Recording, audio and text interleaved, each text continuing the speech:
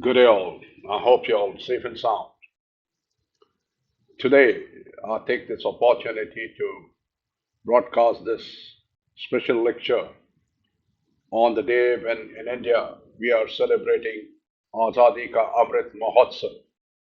This is to commemorate India's 75th anniversary of independence and also paying tribute to our freedom fighters and our great soldiers who have martyred and laid the life for the motherland, India. This initiative has been very proactively, progressively, and positively taken care of by our present government, headed by at the helm by none other than our great Prime Minister, Sri Narendra Modi. Today's lecture, what I'm broadcasting, also has encouraged me with my audience's feedback on the subject matter, on the incidents or accidents which have taken place, especially during anchoring or whilst the vessel is at anchor, weathering very inclement weather, and the vessels which had been at anchorage and had basically landed up in a very catastrophical situation.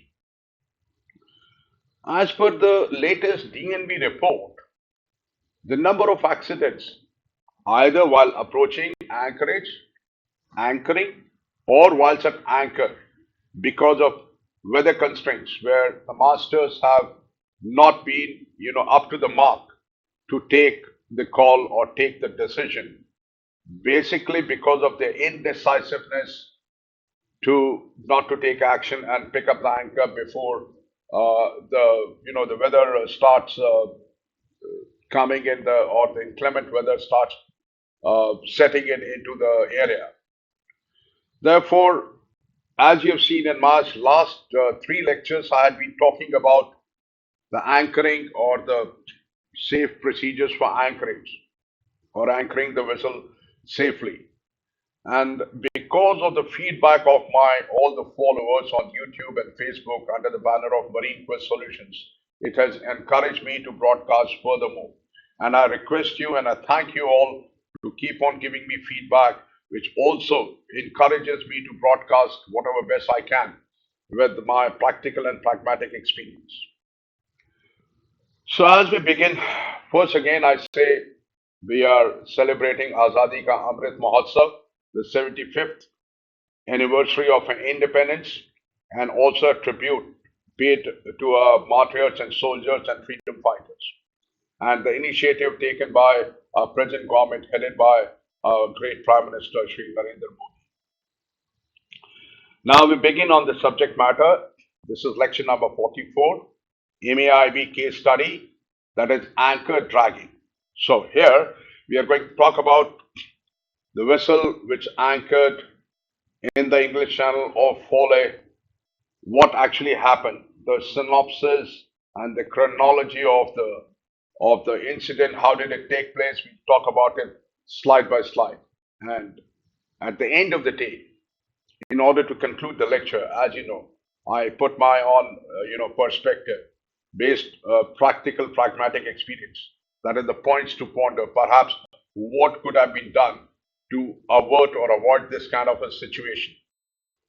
All these things, what I'm doing when I talk about the points to ponder, is without prejudice to anybody or anyone. This is just my practical, pragmatic experience of almost 2+ decades as master and mooring master. So we begin with the lecture number 44 under the banner of Marine Quest Solution. Subject matter, tracking of the anchor. The subject vessel which uh, dragged the anchor, her name is Astral. The factual information of the vessel which dragged anchor Astral, that is the particulars of the Astral and accident. The vessel details, she was registered with AB Bureau Veritas. I'll talk about the salient things. Flag was Swedish. Type of vessel was IMO Type 2 chemical tanker and oil tanker. She was built in 2006. Classification Society Bureau Veritas. Construction steel ice class 1A. Her length overall 129.75 meters. Gross tonnage 7,636 tons. And remaining other things which are mentioned over here, which is self-explanatory. We go to the next page, the accident details. The date and time of accident was 10th March 2008 at 0725 hours. Location of incident, that is 50 degrees 39 minutes 39 decibel 9 minutes north and 001 degrees 01 decibel 9 minutes west. And the location was near Princessa Shoal, east of Isle of Wight. So the location was Princessa Shoal, east of Isle of Wight. And the number of crew on board this vessel, including master, was 13. Luckily, there was no injuries or fatalities or any of the pollution or damage to the environment, which was not there. So the only thing which took place was the structural damage to the rudder, steering gear, and the hull. There was no pollution as far as the environmental protection is concerned. So the narrative. The background. The Astral departed from oil tank jetty number 3 in Amsterdam at 16:15 hours on 6th of March 2008, loaded with 9,800 metric tons of the diesel oil, that is EDO10, for discharge at Esso refinery at Fawley. She was bound for Fawley from Amsterdam, that is in Southampton waters. The voyage was made in moderate conditions with southwesterly wind Beaufort 5 to 6. Now, as you all know, that first I'll talk about the statements of facts. Then we'll talk about perhaps what recourse could have been taken to avert the situation like this. And I'll also share with you some statistical data, like what I said earlier, that number of accidents which are taking place whilst either approaching anchorage or not following the procedures for anchoring and or staying at anchorage when the weather becomes inclement.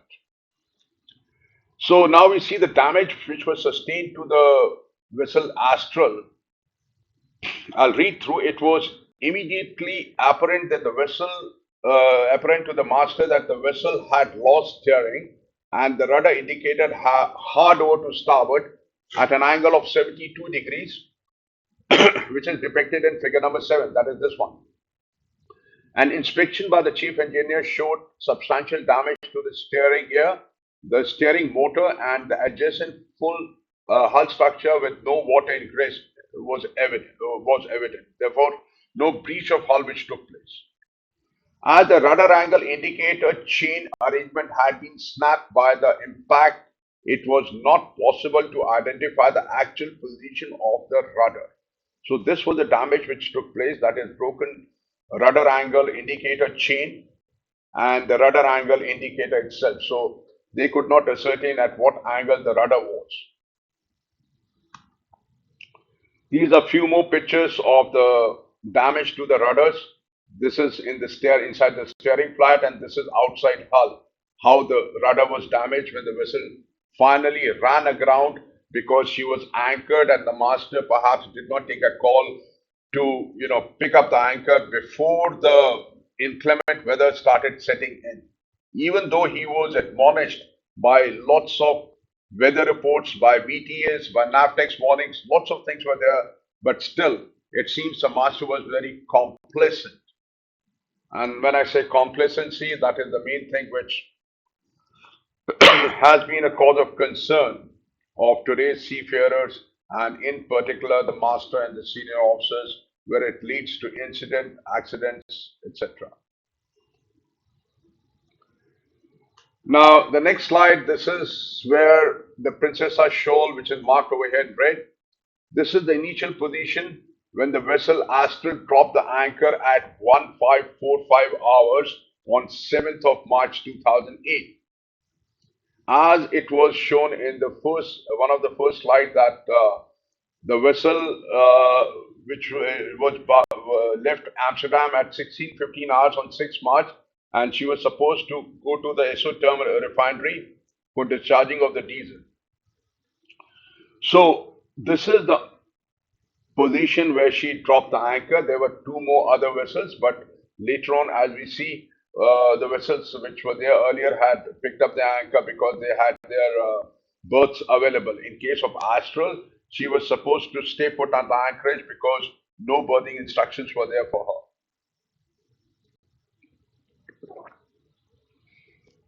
Now, we talk about the synopsis of the whole scenario.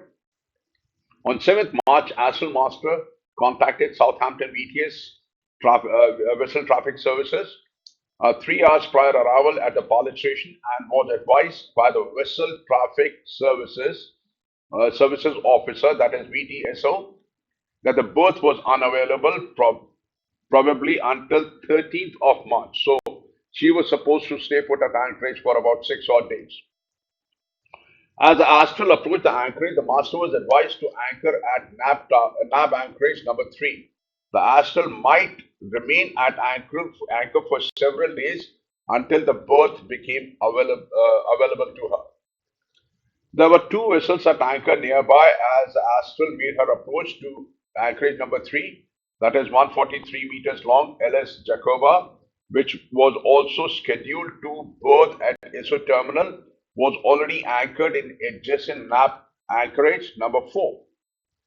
The chemical tanker FS Vanessa, which was at anchor south of the boundary of number 2 or 3 anchorage, which was depicted in figure number 1, which I'd shown you over here.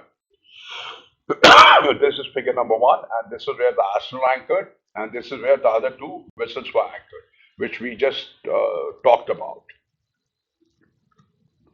Now, let's see, at 15:45, the port anchor was dropped and 7 shackles of the cable were weighed. The FS Vanessa weighed her anchor and departed the anchorage inbound to Southampton water at the same time. So one of the vessels, Vanessa, had her instructions to proceed to the pilot station because she had a berthing instructions. Astral anchored in the charted depth of 15.6 meters on a seabed of gravel and sand and shell, which of course is not a very good holding ground. That is gravel, sand, and shell. The maximum tide range at that point in time was 4.3 meters.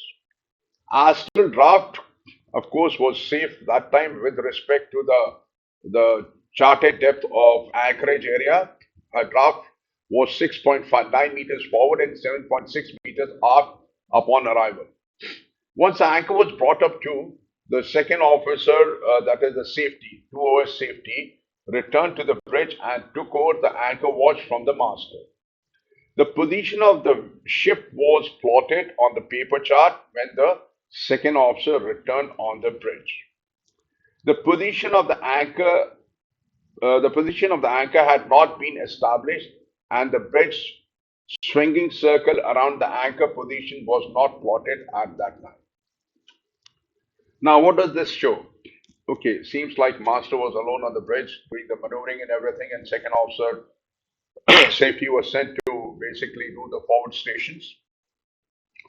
Upon anchoring completion, that is when the vessel had brought up to, when the second officer came, the red point which is mentioned over here, the anchor position was not ascertained and neither was swing circle drawn, which I've explained to you the importance of swing circle in my previous lecture as well. Now, what does that show? It shows the lack of seamanship and the situational awareness which it may lead to in case you don't follow the correct procedures. Because when the vessel anchored, it is stated in the statements of fact that the anchor position was not ascertained and the swing circle was not drawn. Now, the next slide. As we see, 15:45, the vessel dropped the anchor. That is on 7th March 2008. And extract of vessel's chart showing plotted position, that is on the paper chart. That is where she anchored at 15:45. Now, what does it show as with respect to the previous slide? The master and the duty officers' ignorance as far as the vessel's position and the swinging circle is concerned, which I have already explained in the previous slide, that neither the anchor position was ascertained nor the swing circle was drawn. So this is not a practice which is acceptable in today's scenario or when we talk about the correct anchoring procedures. Now, while at anchor until evening prior to the accident, the wind remained between south and southwest 4 5 to 7. The NAVTEX 24 hours weather forecast issued by the Met Office at 7 o'clock on 9th March received on board Astral at 0844 hours, which it stated that White Portland 5 to 7, that is Beaufort force 5 to 7, severe gale force 9, perhaps storm 10 later. Moderate to rough sea, that is increasing rough to high seas, showers and then rain and visibility good, becoming moderate to poor. At 1045, following the receipt of the forecast, the master increased the scope of the port anchor cable from to 8. Remember, initially he had paid out to 7 shots. He had paid out another shackles, that is 8 shackles in the water. And around 1930, the VTSO, that is Vessel Traffic Officer, VTS officer contacted Astral and advised officer on watch of the forecast weather and recommended that their engine shall be available if required. The VTSO contacted all the vessels at anchor in approaches to solid and relayed the same weather information and guidance to them. The master considered ship's position 9 cables from the closest danger of the Princessa Shoal with chief officer and agreed that there was sufficient time to start main engine, weigh anchor safely and depart should the vessel start to drag. Now here we talk about the comedy of errors. The initial wind force was, which was, stated when the vessel was at anchor was between Beaufort force 5 to 7. As per the International Classification Society rules, or as per their recommendations, the vessel, any vessel which is new, can be able to sustain up to wind force 5 to 6 maximum. That is on the higher side. But in this case, she was weathering a wind force Beaufort 5 to 7. And 24 hours, the NAVTEC 24 hours report showed that it is going to gust from 5 to 7 to 9 and then maybe 10. That is storm force, wind force 10. And the sea will be very rough, but nothing was done. Instead, the master basically, took the call of paying out another extra shackle. In my humble opinion, if at this point in time, if the master had to pick up the anchor and start drifting or going to a safe drifting location, would have been the best possible action, and the window period was reducing because as the weather was deteriorating. Because remember, in case the weather deteriorates, let's say to gale force, severe gale force 9 or storm force 10, it is practically speaking very difficult. I would say 90% of chances that you may not be able to pick up your anchor, and in case you pick up your anchor, you will damage the anchor or you may lose the anchor. So before this sort of situation had to set in, if the master of the vessel Astral had to pick up the anchor timely, would have been the best possible option.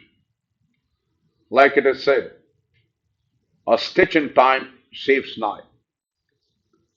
So master was a bit, complacent because he thought that he's 9 cable away from the closest danger. Master considered that the ship's position was 9 cables from the closest danger, that is the Princessa Shoal, and he discussed with the chief officer, and he thought perhaps this is okay. And that is where, in my humble opinion again, the things started going from bad to worse. And this is what I've been always saying or trying to, suggest that before the wind starts increasing or weather starts deteriorating, the vessel should pick up her anchor and go to a safe drifting location. Or if you are approaching an anchorage from the master's perspective, in case the weather is going to deteriorate or it is bad weather, refrain from anchoring.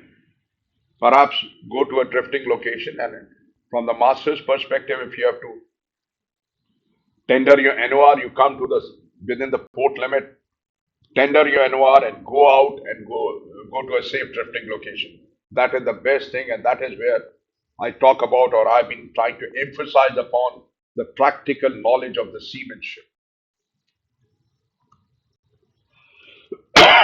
Now, later in the evening, Master wrote his night orders book, that is in figure number 3, which is here. I can understand that it is not very clear, but I've taken this excerpt from the MAIB report. Later that evening, Master wrote in his night order book, check anchor position frequently. If dragging, call Master and duty engineer immediately. Listen to channel 12 and channel 16 at all times. And of course, have a good watch. The chief officer handed over the watch to second officer safety at midnight. Shortly after midnight, a NAVTEX weather forecast was received, that is in figure number 4, which we'll show you later, that predicted southerly storm force wind, force 10 was expected soon. So around midnight, when the chief officer handed over the watch to the second officer safety, he was basically to look after mainly the safety aspect. There was another second officer, so probably vessel had 2 second officers and 1 chief officer. And when the chief officer handed over at midnight to second officer safety, the NAVTEX forecast which was received, which showed that soon the wind force will develop or will increase to force 10. And this was the night order by the master on 9th March 2008. Now, this is the weather report which was received by the Astral on the NAVTEX. The weather forecast received at 0041 on 10th of March. 2OS, the second officer safety, acknowledged the receipt of forecast and placed it on the clip on the aft bulkhead of the bridge. Now, this is something which I cannot understand. That if the warning report was received when it was stated that force 10 will set in soon in the area, second officer safety, happily reads that, highlights it with a highlighter and places it on the bridge bulkhead, on the cliff. At around 2 o'clock, master, now let's see the other facts. At around 2 o'clock, the master awoke and looked out of his cabin window at the weather condition. He did not go to the bridge as he considered the weather conditions were tolerable. So at around 2 o'clock, master woke up and he must have looked around from his window and thought the weather is still conducive, nothing to worry. So he went back to sleep again. And that's what I talk about, the complacency of master and perhaps his lack of knowledge, maybe the professional competency, where it raises the sign of interrogation upon his level of understanding and his seamanship and his knowledge and practical seamanship. Events during dragging at 0650 on 10th March. This is because the weather report was received on at 0041 on 10th March. This was the weather forecast. And see what happens at 6:50. even during dragging at around 6:50 10th March, Astral started to drag her anchor, that is figure number 5, which is over here. So Astral's position at 0001 was here on 10th, and 0650 she had started dragging. So you see the position here and here. She's already started setting southerly, and this is the Princessa Bank, which was when the master checked with chief officer was around 9 cables from her original position. But because of the inclement weather conditions, when the wind force became force 10, that is storm force, she started dragging anchor, and we'll see in the next slide what was happening. So the position at the beginning of the dragging anchor, that is this at this point in time, the vessel had basically, it was all clear that the vessel is dragging anchor. And at 0044, when the weather report was received, the second officer did not think it was prudent, it was important enough to notify the master, and he had clipped it and on the bridge bulkhead. And the master woke up at 2 o'clock from his window. He saw from his porthole, he saw that perhaps everything was okay, and perhaps at that point in time, weather was already experiencing storm force winds.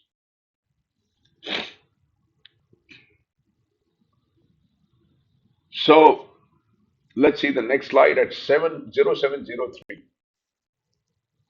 At 0703, Astral's speed over ground was 2 knots. That is 650 she was here. So perhaps between this and this, the speed must have been close to 2 knots. But it was ascertained at 0703, the speed over ground when the vessel was at anchor was 2 knots in northerly direction towards the Princessa shore. At 0704, second officer navigation observed the range and the bearing of the nav tower was so much. Now, at that point in time, the bearing range are not, do not have any meaning, because when you see the speed over ground on your egg disc, on your ARPA, on your radar is 2 knots, definitely there is something wrong. At that point in time, you must start taking action. But in this case, they did realize to take action, but it was too little and too late. And wrote this thing, and wrote after he took bearing and distance from the nav tower, and wrote this in the logbook as 0700 position, but did not plot this on chart. The second officer navigation believed the discrepancy between his position and his previous position was due to cable stretching in deteriorating weather, moving ship's position to north.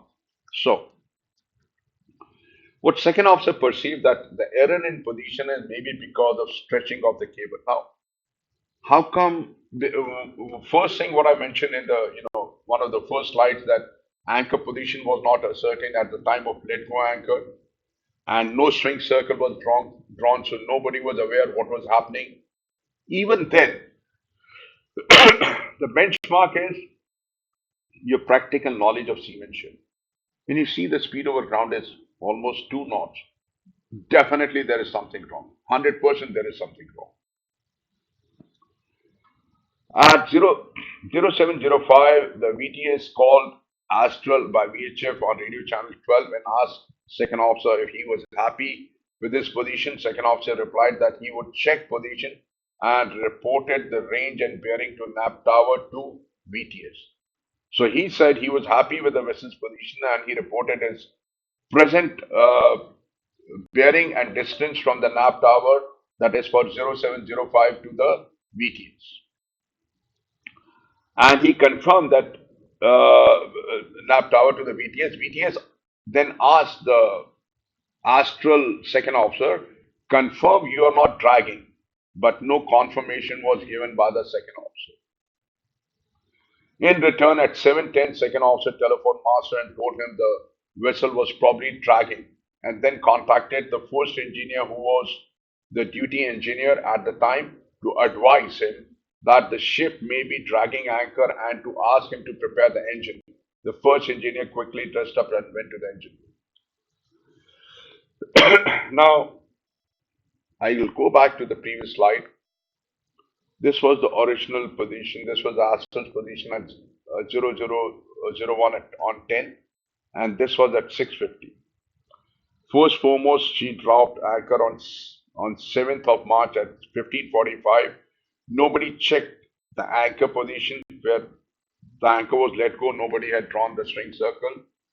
And they also did not check or did not have the duty officer and the master did not have a complete appraisal or lack of seamanship as far as practical knowledge of seamanship and the practical navigation is concerned. To my surprise, I'm really very much surprised and skeptical that when the speed over ground was 2 knots, still nothing was happened. This was at 7:03, and finally the second mate calls the master at 7:10, 7 minutes later. But remember, in this kind of situation, first and foremost, it is master's fault when he was getting filled in with all the information that the weather is going to deteriorate. It will come up to force 10. And when he had anchor at that point in time, it was Beaufort wind force 5 to 7. It is not recommended to go up to 7. But I gave I gave that thing to the master that, okay, he was confident that, okay, up to 7 he can hold, but that is his call.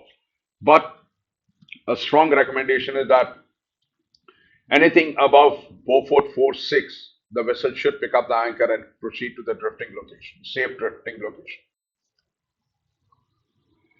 Now, at 7:17, the master arrived. Now, master was called at 7:10. 7 minutes later, the master arrived on the bridge and expressed his surprise to the second officer as to how much the ship had moved out of position. The master immediately sent second officer and the watch AB to prepare the anchor for heaving. The master then phoned the bridge, the engine room, to order first engineer to start engine as soon as possible. The engine needed to be blown through over air prior to starting, as it had not been recently started and was occasionally prone to cooling water collecting inside some of the cylinder, which is obvious because if the engine is going to start from a cold start, it will take some time to come up to its maximum efficiency. We'll talk about it further. Let me finish this statement of facts. At 7:20, Astral engine was started. Both steering motors were running. Bow thruster, usually fed by power provided by the shaft generator, could not be started as the shaft generator could not be synchronized with the main electrical distribution board.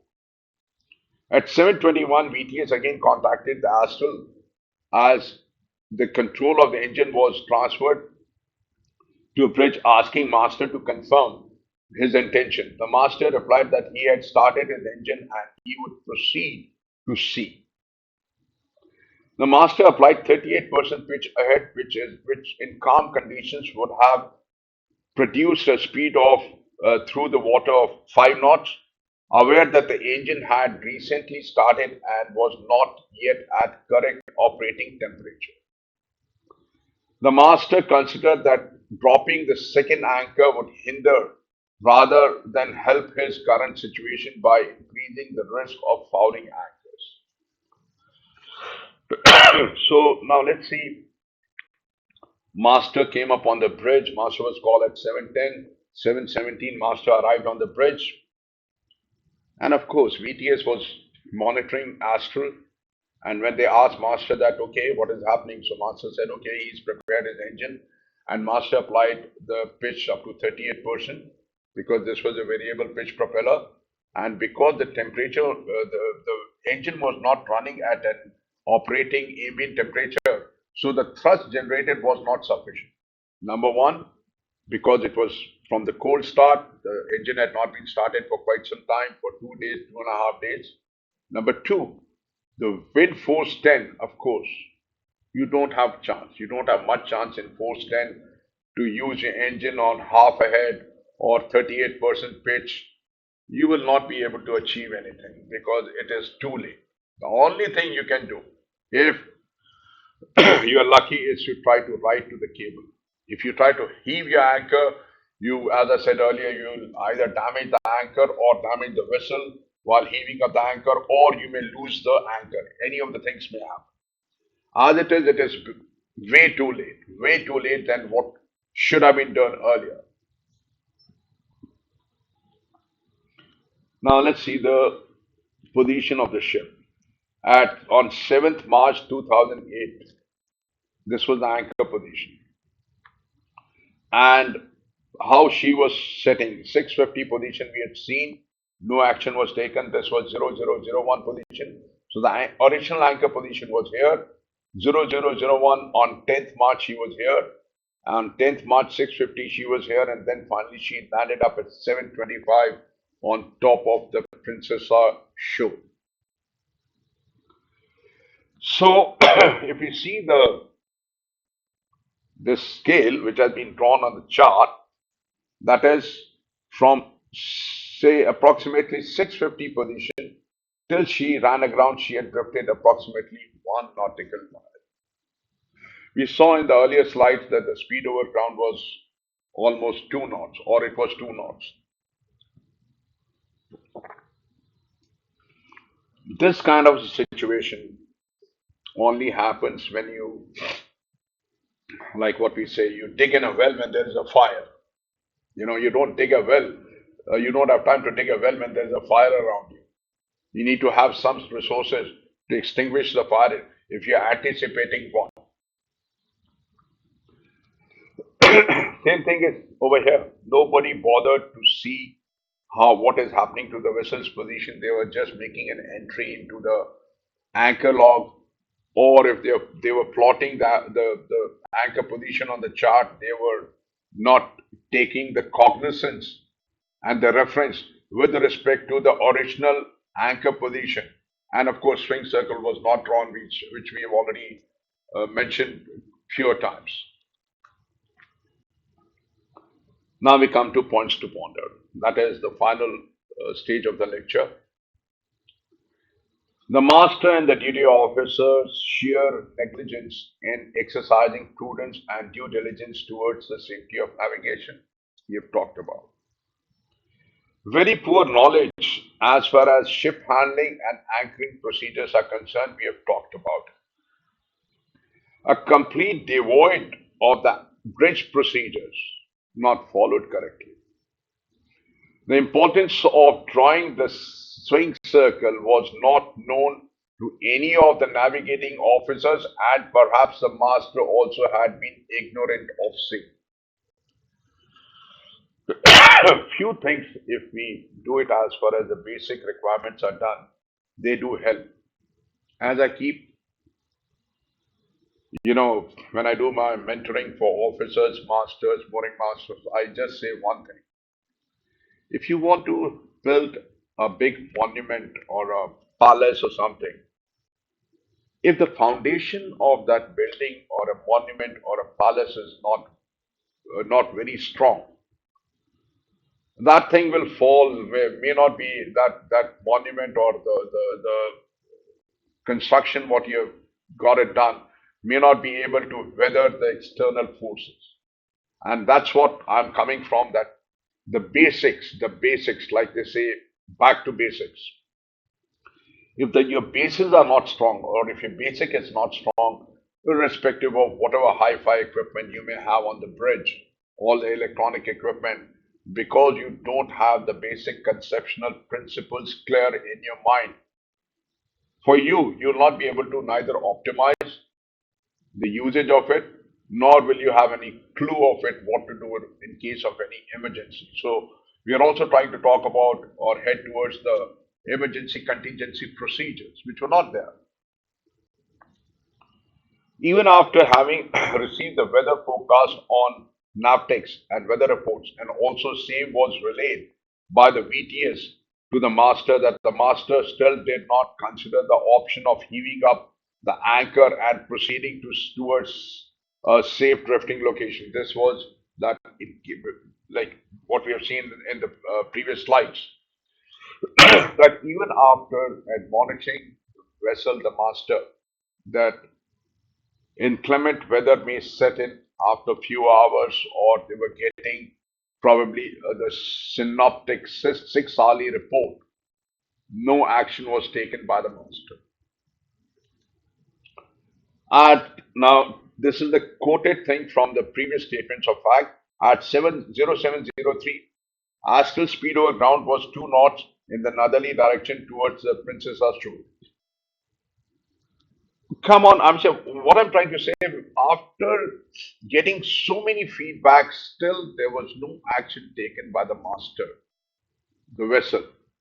It is definitely, it's a criminal thing to talk about.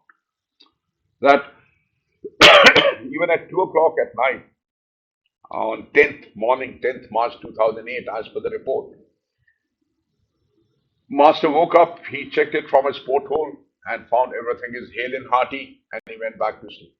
Finally, he was called at 07, around 7 o'clock, and by 7:10 he came, and by 7:25 this it was all over. Vessel was aground, already sitting on the Princessa Shoal. What we saw here at 7:25, vessel grounds, and she sits on the Princessa Shoal. Because though master must have tried to maneuver her with 38% of the fish, number one, the engine was started, they were cold, not operating at ambient temperature, the temperature of the units had not come up, you will not get full thrust, number one. Number two, the inclement weather conditions were so bad that no vessel can sustain it. So she started drifting towards north.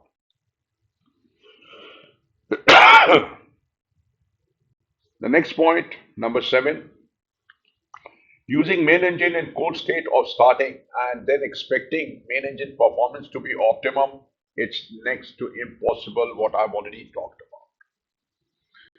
Trying to heave the anchor in wind force 8 to 10 is neither conducive nor not possible.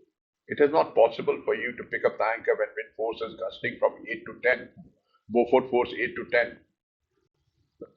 The only thing you can do is, if you're lucky, you can ride the anchor cable. That is the only thing you can do. You do not try to pick up the anchor because you will create some other damage.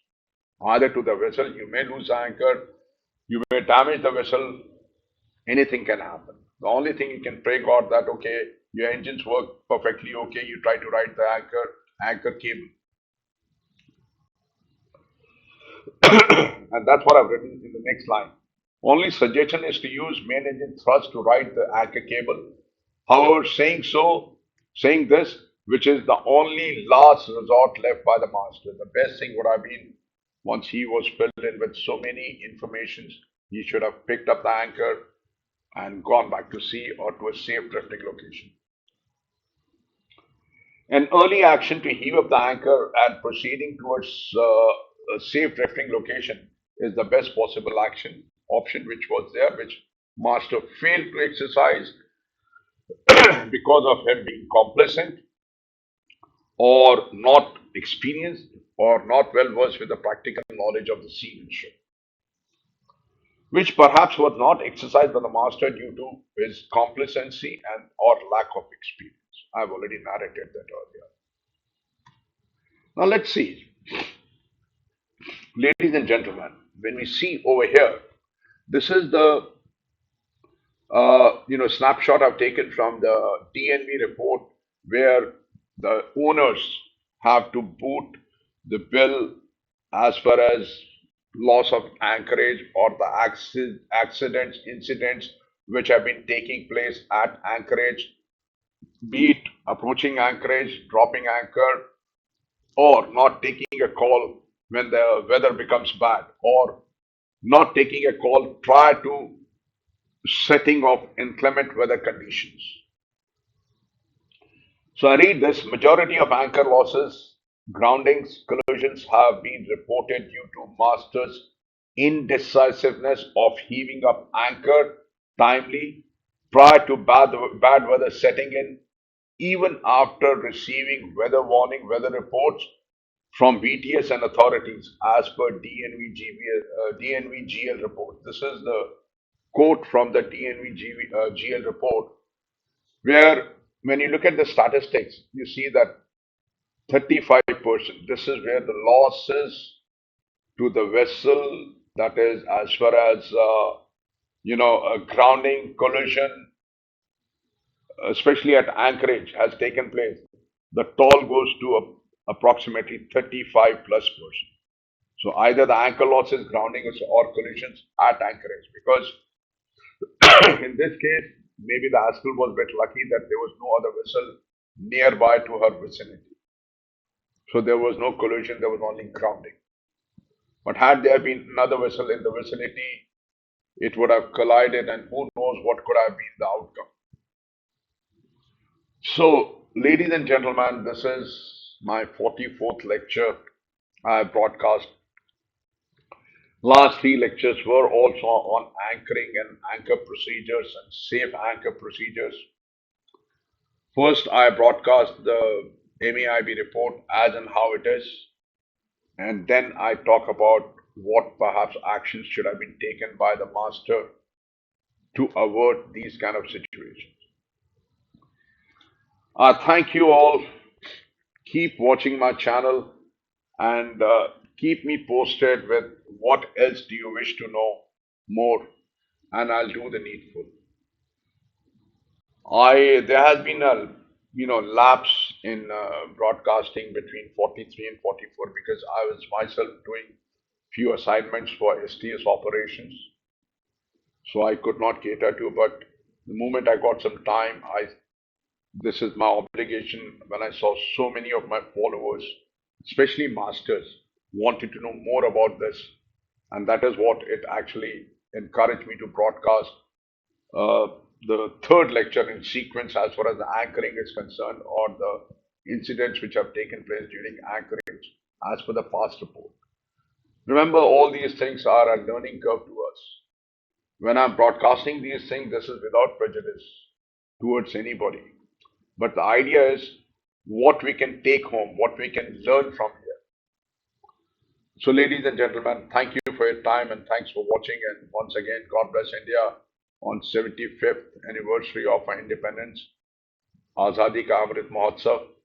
Thanks to Government of India and our Prime Minister, Sri Modi. Thank you. God bless.